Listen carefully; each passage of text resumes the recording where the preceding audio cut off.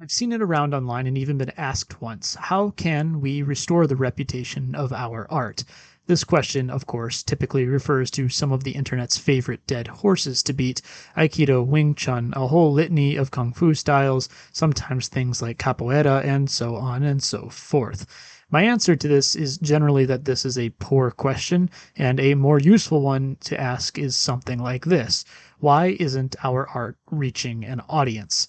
But this video isn't really about how to renovate a martial art or market better or anything like that, although it probably is good future content. Here, I just wanted to discuss why certain martial arts just keep getting beaten down. On a surface level, sure, they quote unquote don't work, mystery solved for a lot of people right there. This has never been satisfying to me for reasons I'll get into, though. To bring anyone new up to speed, it has been my position that a lot of the criticisms of, for example, Aikido are actually very legitimate, at least through a purely martial lens. My push, however, is that just identifying something as lacking is really only the start of a good conversation. Noticing an issue is step one to finding a solution. Yet, what most often we see is people saying, look at that bad thing, and then moving on. This is fundamentally not constructive, and this has always kind of been a pet fascination of mine.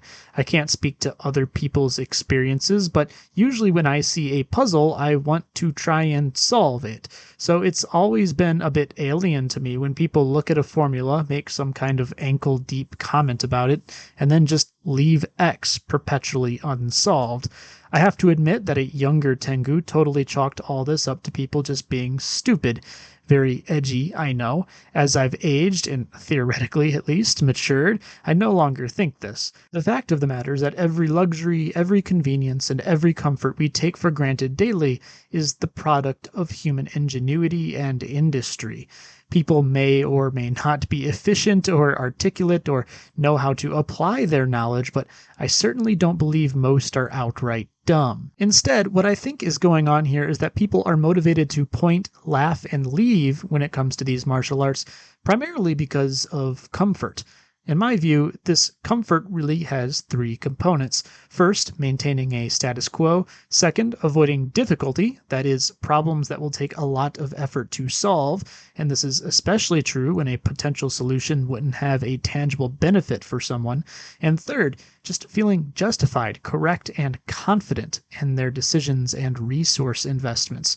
To break that down a bit, the status quo thing doesn't really have a whole lot of bearing on our conversation here, but I do think it's worth pointing out that a lot of the broader martial arts community seems to find comfort in this idea that things are more or less, quote unquote, solved. Now, this is kind of ridiculous, even from a modern perspective. Just look at how often MMA and BJJ see meta shifts, and it happens pretty often. But when you're living moment to moment, or you just are a hobbyist who jumps in from time to time with no consideration of a larger time scale, it always feels like you're living at the summit of all knowledge. Our grandparents thought it, and so did their grandparents before them. Of course, I mean that in terms of society as a whole, not just martial arts, although it would be very interesting if my grandparents were martial artists. Regarding the second point, people typically don't want to drop 5 years of study into something when they don't really have a horse in the race. I see disciplines like Wing Chun or even something like HEMA take heat online, and I'm very much a sympathizer, but even I probably won't be leaping into those disciplines to try and push them forward.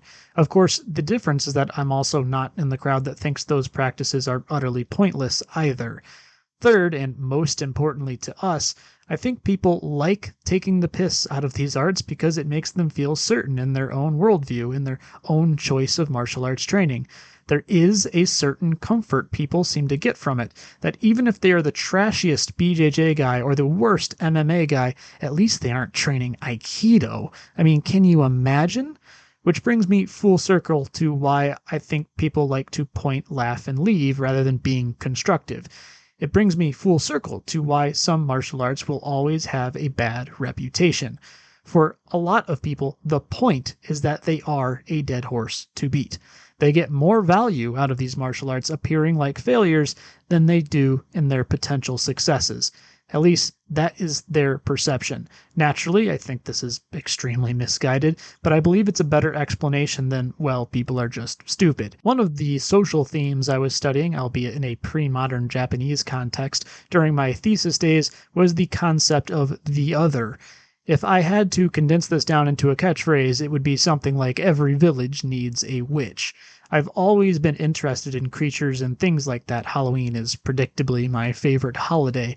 What that interest led me to eventually was studying and realizing that every culture has this kind of narrative trope, be it in the West, where some witch is living on the edge of town in a rickety old house, or here in Japan, where a tengu is out in the mountains on the fringes of civilization, teaching wayward warriors heterodox ideologies and countercultural curriculums.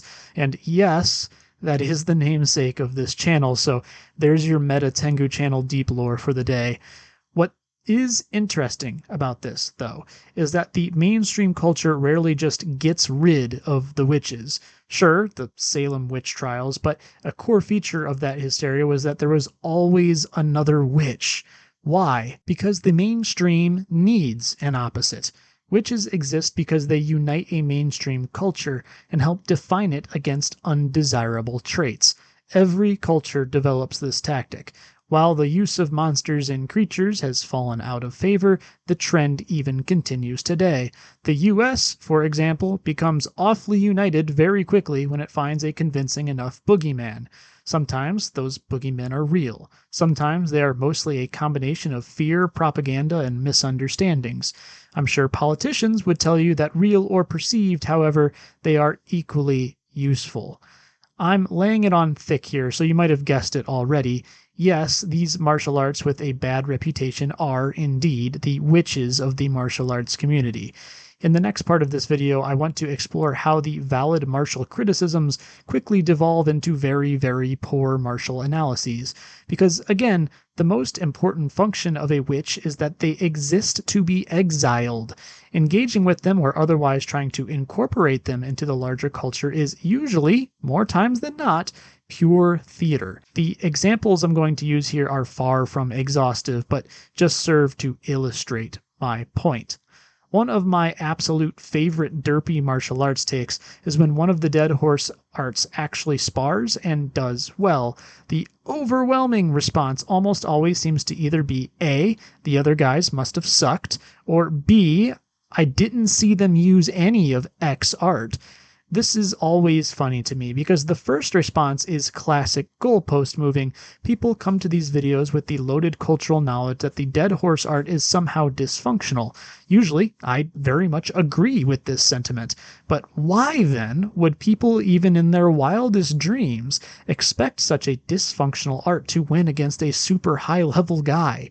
Of course the other party is low level. The part that people miss is that this is how growth starts. Most new martial arts don't look very good, and while these aren't new martial arts typically, they are new to sparring. A great example of this is Taito. I've recently been trying to dig up old Taito film, and sparring from the 90s looks really rough, especially compared to more modern film. Now, this isn't to say that I think Taito has become more practical in that time span. I largely believe Taito has just gotten better at beating Taito at Taito things, but it's undeniably true that the art has gotten far more refined in the last 30 or 40 years. So yes, low-level sparring is exactly where I'd expect to see growth begin for these arts. It's what I'd expect to see in sparring sessions.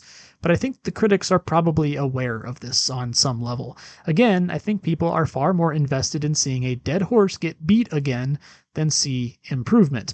I genuinely think some of these comments almost come from a place of disappointment that Aikido or whatever else didn't get whooped. The second criticism here, that the martial art on display doesn't look the way it's supposed to according to the observer, is super amusing to me. I cannot begin to count the number of times I've seen the modern martial artist talk about functionality over everything. Meanwhile, I am strained to remember the last time I've been in a BJJ or MMA or Muay Thai thread and people were concerned with aesthetics of all things.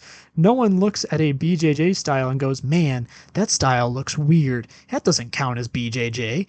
In fact, it's usually the opposite. These weird things are often applauded as innovative and as pushing the sport forward. Of course, this isn't limited to BJJ, but really any of the so-called modern martial arts. Yet, when it's time for the dead horse traditional art to spar, and the art is adapted to sparring, and they do things that don't look very like their non-sparring training, we suddenly are awfully focused on aesthetics, aren't we?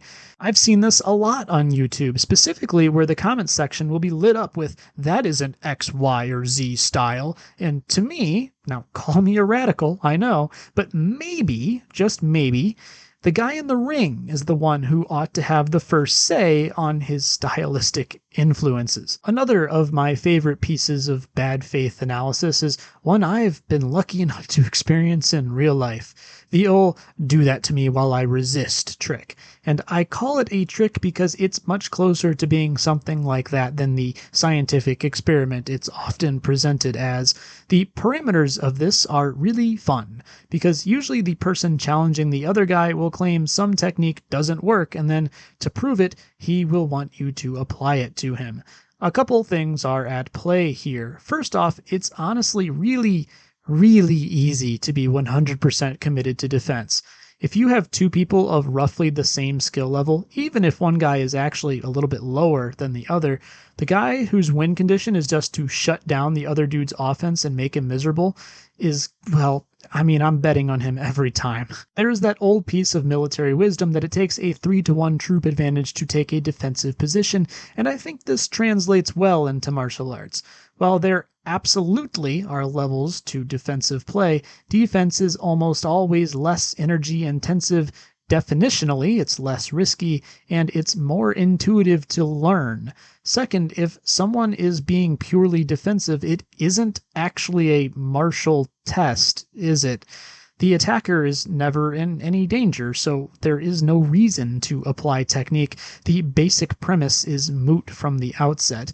Third, the defender has a huge information advantage. They know exactly what you're going to do while they are allowed to do anything to shut it down. And finally, techniques don't really work this way. Whether we are talking about knockout punches or takedowns, half or more of an art is setup and subterfuge. There are very few techniques that you can get to work consistently in a complete vacuum, and if you can, it usually implies a very large skill gap or strength gap or something similar.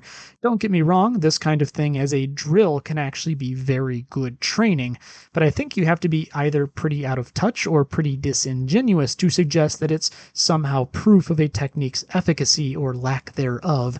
The defender has all of the cards. Speaking of cards, a lot of analyses of arts treat them like trading cards in a competitive game. They view them as fixed in time. They are characterized as being unable to have some good features, nor can they be better in the future. They are a static generalization, an unmoving stereotype, and a trope. And again, I find this interesting because it seems like a lot of modern martial arts communities love and look forward to the evolution of their chosen system. This enjoyment, however, is denied to the dead horse arts. The message is pretty clear, at least to me. You should stay bad, is what people are saying. Now, having said all this, keep in mind that while every village needs a witch, the inverse is also true. Every witch needs a village. While the villagers in our analogy could certainly afford to be more genuine and constructive, too many witches just peace out into the wilderness. When a traditional martial artist just screams in their corner that everything the mainstream says is wrong and then retreats into a bubble of their own making, this is almost always the first step into a kind of pseudo-religious zealotry. I'm pretty convinced this is ultimately how you get narcissists saying that they can no-touch throw people, or that they alone know the quote-unquote true expression of a martial art, only accessible through esoteric knowledge that they conveniently have a monopoly happily over, "Please pay your monthly membership fees on time." Obviously, this is also deeply unhealthy and not constructive. The real pain point for me in all of this is that it's a bit of a self-fulfilling prophecy. If Aikido, for example, had as many people in it as, say, BJJ, and 10% of those people were dead set on making it very martial, I think the art makes a martial comeback within, 15 years. How we pull that off is another topic for another video. But for now, I'm just saying that if we were organizing training properly, sparring, and had these super solid athletes and all these minds on the mats, I don't really think it would take that long to produce martially viable results. I've said this in previous videos, but as it stands, I would bet that less than 1,000 Aikido people in the States are experimenting with Aikido in a genuinely martial way. Maybe even just 100. Maybe 10K globally, perhaps less. Maybe I'm wrong, but I'd bet the number is very, very low is what I'm getting at here. The pity is that the whole dead horse game is very much a vicious cycle because it keeps talented athletes and fresh minds out of the art. The message is clear: you can't really be in the in crowd if you do these arts seriously. As it stands, I think a true martial revitalization of Aikido would require multiple generations of effort, at least a revitalization on a large scale. The art just doesn't have the athletes, it doesn't have the young people, and it doesn't have the people willing to break from tradition. Also, it's shit at marketing. I suspect a lot of these other dead horse arts are either in the same boat, getting into the same boat, or are in some variation of said boat. But again, it seems like people don't really want that in popular martial arts culture. The truth is, even if Aikido had an influx of resources and manpower and by 2040 was this massive, successful, practical system, there would still be another art to take its place in the pantheon of dead horses. Because people crave not to be the lowest on the pecking order. They crave comfort in that even on their worst day in the gym, at least they aren't in those arts. Now, obviously, as much as this whole yin-yang thing and light always casts a shadow dynamic interests me, I also pity the whole situation. My hope with this channel is not really to disprove martial arts or prove my own ideas or to preach the underrated supremacy of niche styles or anything silly like that. I think those kinds of conversations are very worn out in the space. The premise of the Tengu channel, aside from approaching martial arts history and philosophy with sources, is to help people look at things in an alternative way. Because at the end of the day, very little in our day-to-day life hinges on the success or demise of martial arts. We all operate in a space with very little money in it, very little practical carryover into society in terms of usefulness to others, and we play sports games, folks. I take this niche pretty seriously, and even I fail to see the point in all the tribalism and cultural dogma. Do I think these dead horse arts are the best out there? Maybe for someone, but they'd be far from my first choice martially speaking, at least in their current states. But does that mean there's nothing we can pull from them? Does that mean they can't evolve and adapt? Does the runt of a litter deserve to just die? I don't think so. I'll leave you with this. These dead horse arts, as I've called them in this video, have a lot of issues. There are outliers, of course, there are good practitioners, but generally speaking, they could use a lot of work. On the other hand, a great deal of our artistic, scientific, and philosophic tradition is built on the ideas of people who were witches in their own times. Where would we be if Galileo was still living in the proverbial rickety house on a hill in our modern culture? How far set back would our understanding of the heavens be? I'm not saying these martial arts are perfect, nor am I saying they'll ever elevate to such a lofty standard. I'm not even saying that they'll change modern MMA metagames or anything like that. All I'm saying is that the precursors to chemists were alchemists looking to change lead into gold. Maybe we shouldn't write martial practices off just for a passing dopamine hit. That's all. But I'll get off my soapbox for now. I recently put up a community post asking for video topics, and many of you obliged. I've gotten a list, and I'll be looking to put a dent into it in the coming weeks.